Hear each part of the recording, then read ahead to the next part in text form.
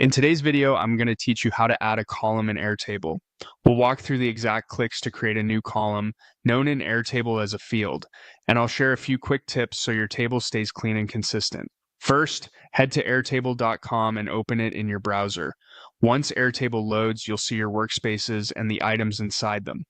Open the app, sometimes called a base, that contains the table you want to edit. This takes you straight into the grid view of your data. Along the top of the grid, look at the row of column headers. On the far right, there's a small plus icon. Click that plus sign to add a new field. Airtable opens a panel for creating the column and lets you configure what kind of information it should hold. In the panel, you can start typing in the search box to quickly narrow the list or simply browse the available options. You'll notice categories you can pick from, such as field agents or standard fields. For a simple text column, choose single line text. This option is perfect for short labels, tags, or notes that don't need formatting or long paragraphs. If you ever need something richer later, you can adjust the field type after it's created, but it's best to pick the simplest type that fits your data.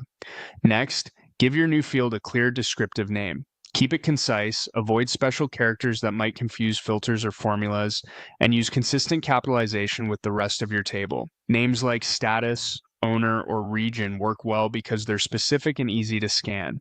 If your team uses naming conventions, follow those here to keep everything uniform across bases.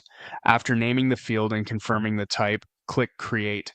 Airtable adds the new column to your table immediately. You can enter values right away, and if you'd like to reposition the column, just drag the header left or right to place it exactly where it belongs. A quick tip: if multiple people are working in the same base, communicate the new field's purpose so everyone uses it consistently.